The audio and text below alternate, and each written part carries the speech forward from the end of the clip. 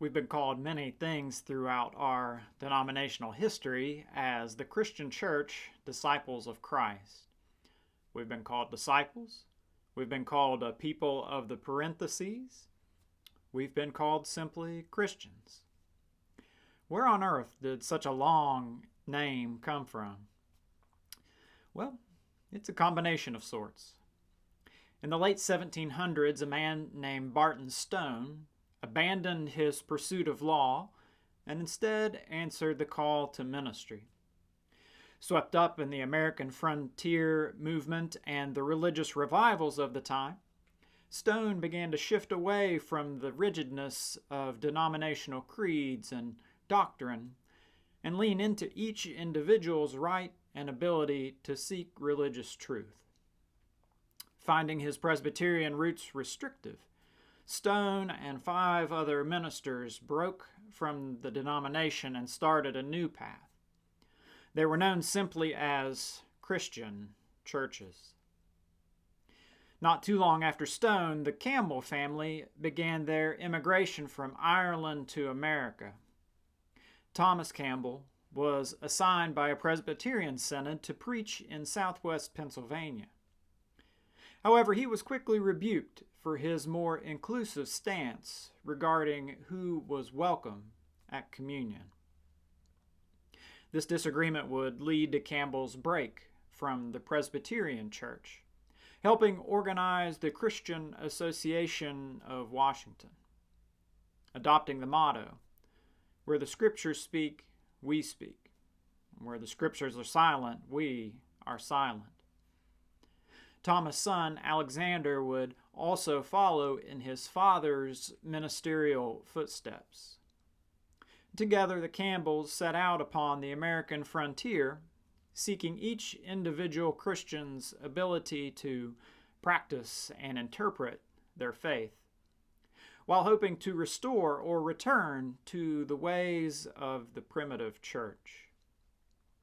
Members of this Christian association would partake of communion weekly, a practice we still hold today. After a failed relationship with a nearby Baptist association, and increasingly lacking any denominational identity, the Campbell's frontier movement increasingly became known simply as disciples.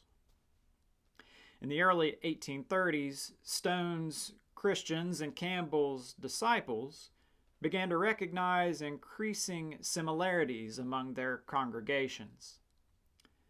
They also had their challenges. Stone's Christians practiced open communion and open membership, meaning the unbaptized were welcome to both the table and church membership.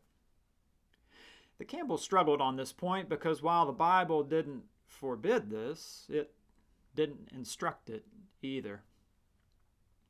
The disciples were also hesitant at the name Christian, because who could fully live into the title?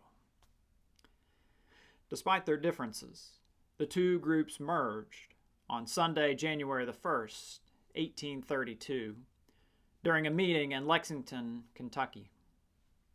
Disciples minister Raccoon John Smith said at the time, "Let us then, my brethren, be no longer Campbellites or Stonites, new lights or old lights, or any other kind of lights, but let us all come to the Bible, and to the Bible alone, as the only book in the world that can give us all the light we need."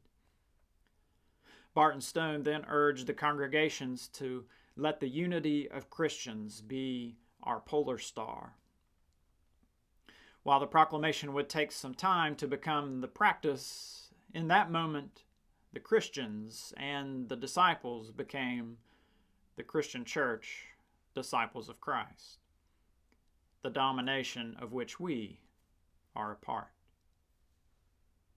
If you're interested in learning more about our disciples' history, I would suggest Mark Toulouse's book, Joined in Discipleship, or visit www.disciples.org and click on the Who We Are tab, then click Disciples History. Go in peace.